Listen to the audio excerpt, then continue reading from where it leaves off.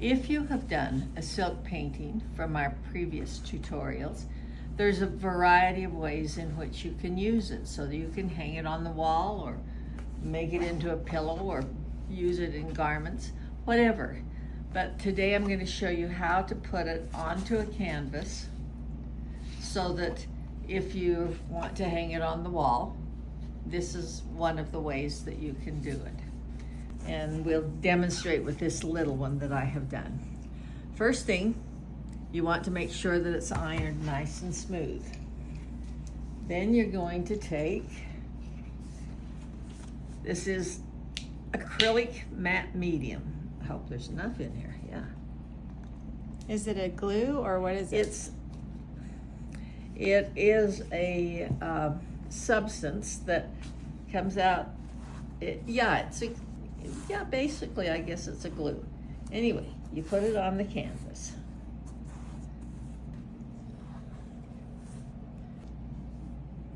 Get this on here without getting air bubbles under it if you possibly can.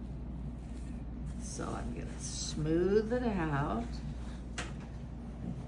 Probably should have had rubber gloves on, but Because it comes through a little bit. because it comes through, yes, my hands are going to be a little bit sticky, but I could go wash them after.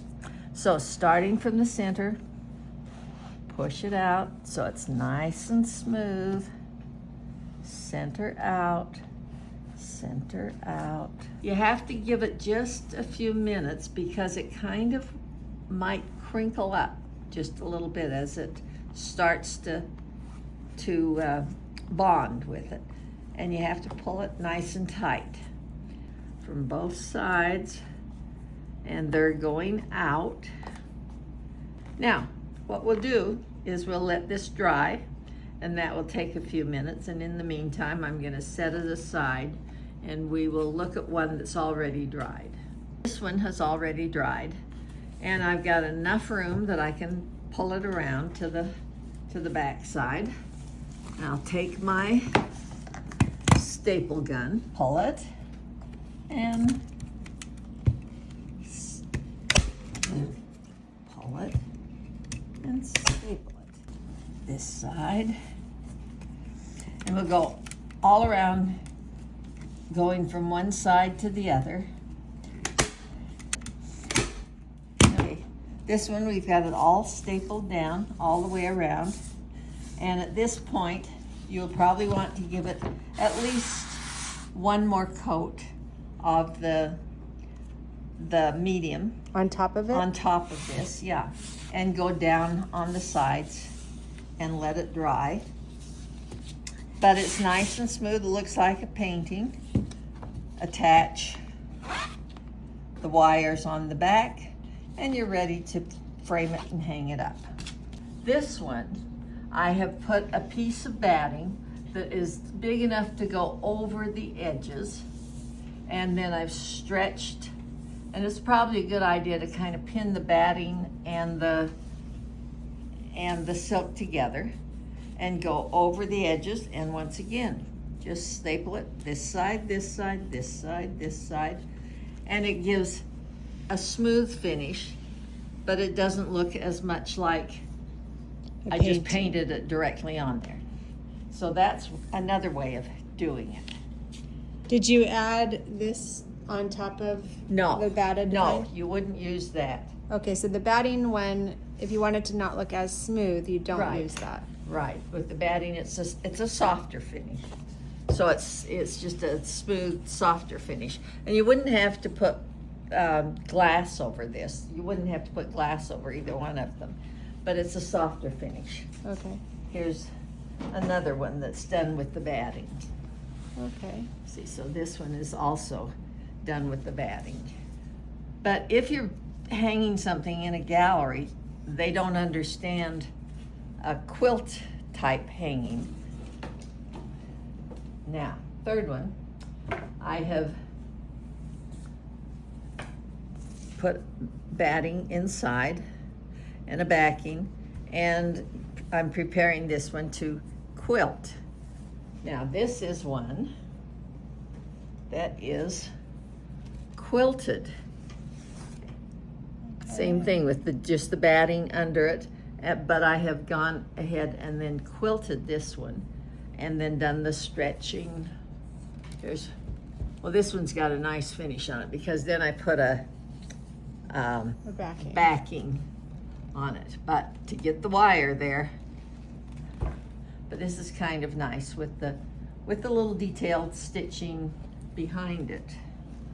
Here's another quilted one. So you silk painted this. Yes, it's a silk painting, but it's got some little bits of other kinds of fabrics in it to pop it out, like hand-dyed little bits and pieces of velvet, of satin, of different kinds of things that I've quilted onto. And then there's a batting behind that one. And there's too. batting behind this, And then yes. you framed it. That's nice. And then it's framed. Okay, this is another way of dealing with it. I've put it on a base of, what is the name of this stuff? Well, anyway, it's heavier so that I can stitch onto it, and it's fusible. So I've fused the silk onto this background. Here's some more. Here's another one. It's just fused on. Yeah, it feels like a cardstock almost. Right. And it's stiff enough that I can then see the stitching. This is the back side. And then I'll turn it around to the front side. There's the front side, and you can see how I've done a bunch of stitching on this and turned it into a different look. Here's another way to use a small silk painting. Just this one has been quilted and then turned into with a zipper, and the back is just a piece of fabric that I have thrown salt on it while the dye was wet, and there you can make it into a cute little pillow.